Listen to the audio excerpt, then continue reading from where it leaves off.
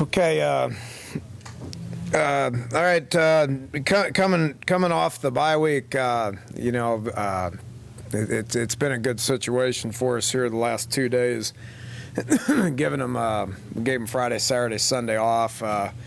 Guys were able to get out on the road, and assistant coaches could be able to get out and recruit. Really happy with how recruiting is going right now. The reception out there has been very good.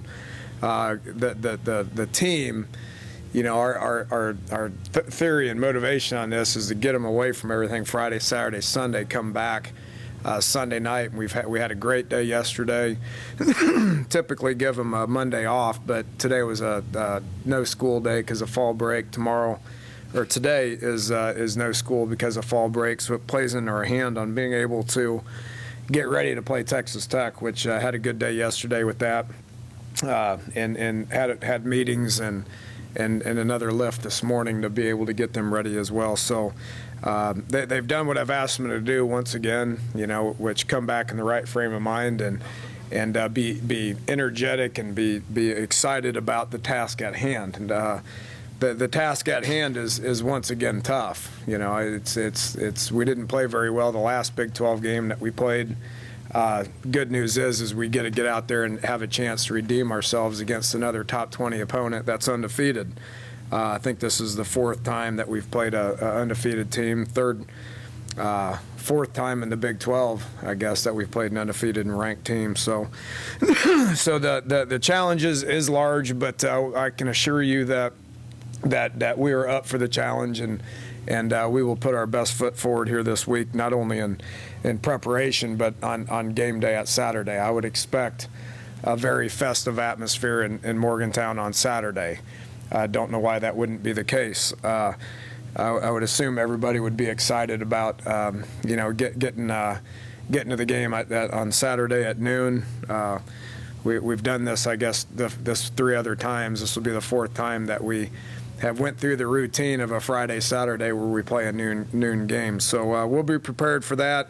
I do think our team will be prepared for what Texas Tech brings to the table. Offensively, it's something that we know very well, obviously, with my history with Cliff and what he's done offensively, how he operates offensively. We're both cut from the same cloth, so we're going to know what they do offensively. Whether we can stop it is obviously going to be the challenge. They play very high, very up-tempo. They're very high energy. They're playing with guys that are used to playing in that type of an offense. When he got there, he inherited a group that had a lot of experience at receiver, running back, and O-line that have played in this type of a system. So he brings something different to the table from an energy standpoint and a technique point of view that gets across to these guys to be able to play with tremendous confidence and tremendous energy. Defensively, I thought they were decent last year. They slipped as the year went on. It is new coaches defensively. It's a new scheme defensively. They're executing at a very high level. I don't think it's ironic that what they do defensively resembles what we do defensively, because it's tough to coach against. It's tough for the spread offenses to coach against the 3-4 defense, which is why we do it here defensively. So, the fronts will all be the same. There'll be some different concepts in the coverages and stuff, but they got about 8 returning starters on defense, 7 or 8, a lot of the same guys that we played against last year, just in a little bit different scheme. So we'll be familiar with them. They'll be familiar with us. It should be a great battle in Morgantown, and we're really looking forward to the challenge. So with that, we'll take some questions. Dana, a lot of people use the open week for a self-scout opportunity. Did you do that? And as you look maybe a little deeper at yourself, what did you find out?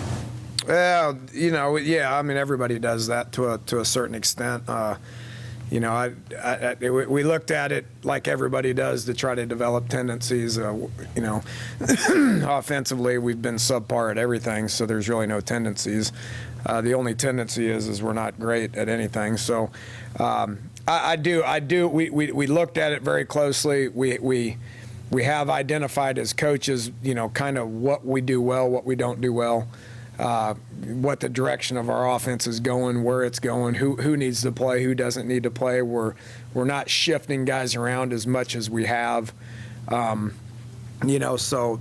do kind of understand what our personality is offensively, and now we just got to get good at it, and we got to gain some confidence. We got to make some plays. We got to continue to try to get better at the small things that we're asking them to do. And then once that happens, I mean, it's going to at some point, pick up some speed and pick up some steam in order to be able to look a little bit better to the human eye, which is points. I mean, we've done a decent job of making plays, moving the ball. We haven't done a good job of scoring points, which is obviously a problem. And it's my job to get us there. I've said it since media days back, long before the season started. We've got a lot of inexperienced guys that have never played football. Not an excuse to not be productive, and that's my job to get us there. What did you see out of the defense last week? What kind of bounced back from Baylor and, I mean, their mentality, their ability to get right back to it? Well, yeah, they overcame that. I mean, kids are resilient. I've said that before, I mean, it was a poor performance defensively. It was a poor performance offensively. It was, you say what it is. It was a little bit of a buzzsaw that Baylor played extremely well. I can't sit there and dwell on it for, forever. So you had to put that one to rest and had to get back out there and keep working. So that's what we did, and we expect to have a lot better performance defensively on Saturday.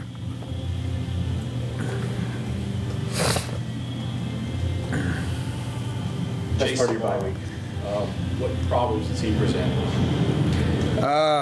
A lot. Big, fast, strong, blocks well, runs well, catches well. Pretty good. What year is he? Hopefully he's gone next year. Yeah, hopefully he should come out. Clearly should come out after his junior year. He's what he did to us last year. We injured him, so he was kind of on the shelf the rest of the year. But then this year he's been hard to contain ever since. So we saw it up close and personal last year. He's a guy that can do a lot of different things with, creates a tremendous amount of mismatches for not only us last year, but everybody they've played since then while he's been healthy. So I don't know how you stop him. You try to cover him. You try to double cover him, and then it opens up for some of their other pretty good skill guys as well. So he poses a lot of problems, and they've done a great job of utilizing him to get first downs and open up ththings for some other people. What was the best part of your bye week? What were you happiest with from what you guys accomplished last week? Yeah, I don't know, Ed. I told him to come back in the right frame of mind. Here's 3 days. Go be human beings. Get away from it. Go. I encouraged them to watch Texas Tech Saturday at noon, which I would assume a high percentage of them did.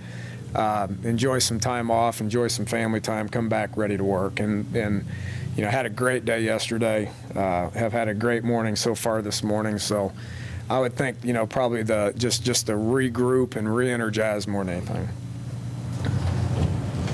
The personality of your team that you mentioned, understanding what your personality is offensively, is that much different than what you saw, or is it maybe focused a little bit more after having looked at 6 games?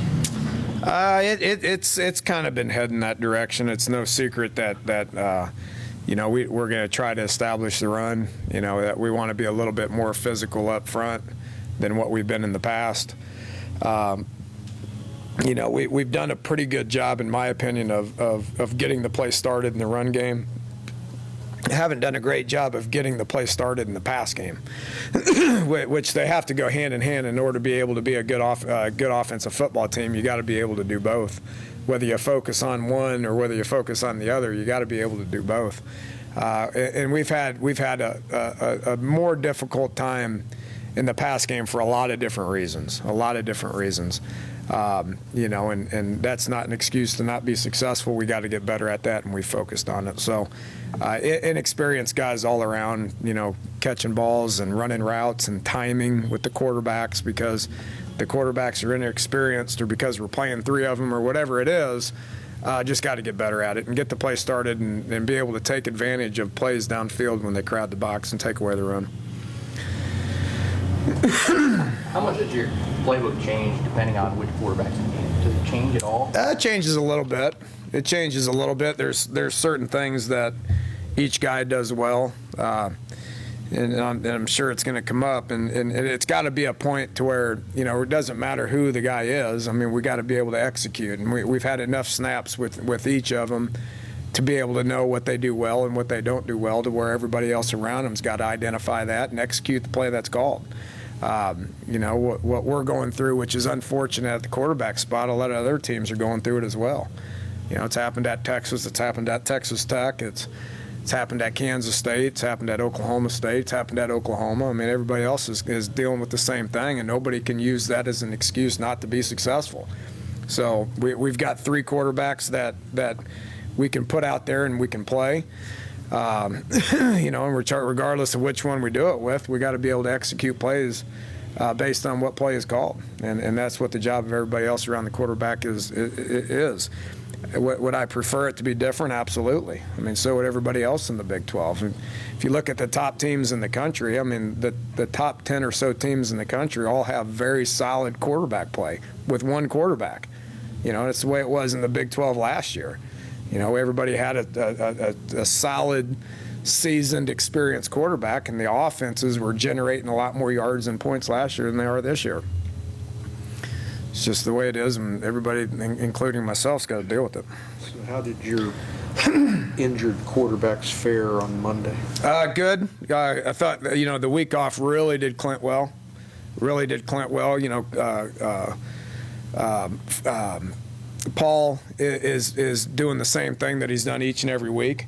It does what we ask of him, and has been healthy and has been doing a good job. Ford probably got a lot more work last week than this week. Probably took a little bit of a toll on him, and he's got to do a little bit better. And for a guy that grew up in the pass game and, you know, being successful at it, whether it be with assistant coach or head coach, you have to feel like a marathoner being asked to sprint, I guess, or vice versa, maybe a sprinter being asked to run marathon and told you can't sprint without your past game succeeding like that. What is the personal feeling about not having been able to crank it up to where you want it? I deal with it, I guess. You know, I mean, what am I going to do about it? You know, it's challenging. Saw it coming, you know, so we've kind of geared what we've done a little bit to try to overcome it a little bit, which I think we can, which I think we have in certain situations. Not enough to win the 3 games that we lost against 3 pretty good teams. But you know, just gotta, you know, and it's something I've had this talk with the offensive coaches. I've had this talk with the offensive staff, players over here. Is don't lose sight of. You know, of who we are, and the biggest thing is just trying to get better at something each and every day. Don't get discouraged by it. Just work hard at it and keep your confidence high and get out there and keep doing it. And eventually, it's going to be a little bit better and a little bit easier. I'm telling you, it's so hard for a new quarterback to throw to new receivers. It just really is, and we got so much inexperience at each position. It just doesn't look good at times, but it'll get better, and it has gotten better, and it will continue to get better over the next 6 weeks.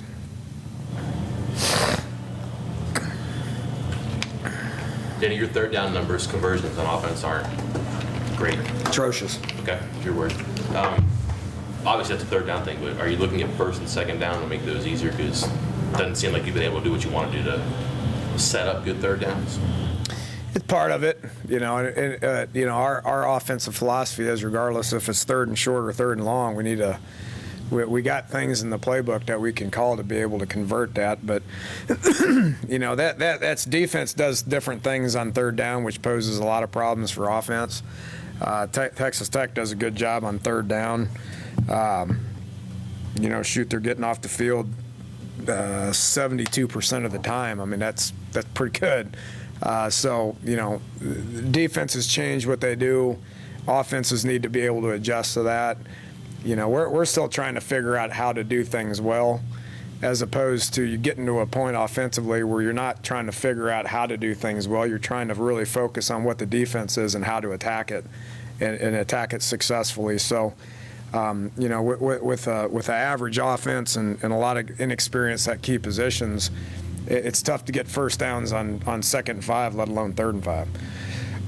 So it's all part of the process, and it's all part of just gaining experience and gaining knowledge and getting good at what we're asking them to do. Is that similar to what you answered for Bob a minute ago? That's a different philosophical thing for you this year. That's part of this whole challenge you're talking about? Yeah. Yeah, it is, and there's you know, we tell them to be aware of the situations and know what to expect, and we're going to prepare them for those situations and prepare them to know what to expect on the specific 3rd downs. But you know, when you're having a hard time executing things on 1st and 10, it's a lot harder on 3rd and 10.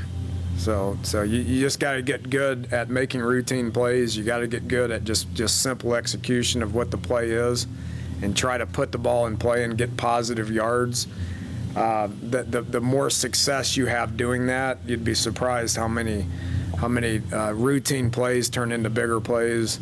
You know, and just making a guy miss here or there, and then you're getting first downs on 2nd and 5 as opposed to having to deal with 3rd and 4. Talk about Mark Lewinsky, his ability to adapt going from junior college to playing at this level. He's doing well. He's a physical guy. You know, he's come light years in 1 year. Was not ready to play, and he didn't have just a tremendously stellar high school career. I mean, he was a late bloomer and you know, kind of blossomed late. So hasn't been playing O-line since he was, you know, 10. But really with him and a lot of these junior college guys, if you can afford, which is tough because you recruit junior colleges for a reason. But to have junior college guys come in and redshirt, it really does them a lot of good, especially on O-line. And that we're able to do that with Stone as well. So I would anticipate Stone being a productive player for us next year after a redshirt year. If you can afford to do it, it's going to pay off for you. The problem is having the luxury to being able to do it. How many of our other junior college guys were able to redshirt? Not very many of them. You know, so that definitely benefited him. Talk a little bit about Barber and Kwiatkowski and their situation, and also if they're both healthy, if there's any way you even consider trying to get them on the field at the same time. Yeah, I would think so. You know, Nick's back. He finally, after what he missed 3 games, I guess, or 2 games. He didn't practice last week. He practiced yesterday, so he'll be back in the mix. We'll get him back. You know, he was our most productive linebacker after 3 games. 3-4 games, whatever he played, he was our most productive linebacker, and he's back and will make us better defensively. You know, Jared's a guy that is solid. You know, much like Doug Rigg is. They're both program guys. They're solid. They're going to try hard and be in the right position. You know, Nick's a guy that's made some more dynamic plays. So if he's healthy, he'll be a starter.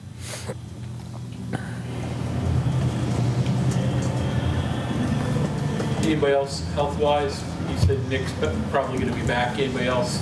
Talk about the quarterbacks. Any of those others sort of wounded? Everybody else is good to go. You know, Ivan's had the head thing for 3 weeks now. I don't know what's going on there, if he's going to be cleared to go or not. I don't get into the whole head thing, concussion thing, obviously. Ricky Rumpf went out of the game against Baylor. He'll be a stretch to play. And then Wes Tonkery's out for about 6 weeks. He's the other long-term guy. Broke his thumb, you know, so he's in a big cast or something. So he's going to be out for about 6 weeks. So he'll be able to be back towards the end of the year. You know, other than that, the long-term guys are all doing well, you know. And everybody else is probably is day-to-day. Christian Brown's missed a few games. Is he? Yeah, he I don't remember if I lose track of this stuff, but he's out for the year. He had a weight room injury about 2-3 weeks ago, and he's able to use this as his redshirt year. He didn't redshirt as a true freshman. He played in the first couple of games, but how the NCAA works the rule that he'll be able to use this as his redshirt year, so he is out for the year. You talked about new quarterbacks throwing to new receivers. How important is a bye week from that perspective? I mean, were those guys able to get out there and get that timing down, get more work in than maybe they would have in a game week, or did they really take that time completely off? Well, no, we went out and we practiced on Tuesday and Wednesday. Light practice on Thursday. Not as much practice time as we would have had in a regular game week. Plus we were trying to rep a lot of the younger guys, a lot of the scout team guys, so we had some longer practices with those guys. If you get out there and you practice like you're about to prepare for a game, it defeats the purpose of trying to heal up. So you want to get out there and practice 40 hours with them to try to get them better, but at what point does that set you back, and at what point does that defeat the purpose of being able to use the bye week as a re-energy thing? So it's going to take longer than a week to get all these guys on the same page. Nobody's running out of patience more than I am, and I understand people's frustration with it, but we're going to keep plugging along and keep repping them, keep practicing them, and hopefully it gets done pretty quick. And are you one of the guys who will use off weeks for special teams? Because you really can't do that during the regular season. It's the same thing. How much do you want to work on that stuff? We got out there and worked each unit about one day, but how much can you actually get out there and work on it and get accomplished what you want to get accomplished with it? So we didn't work those very much at all.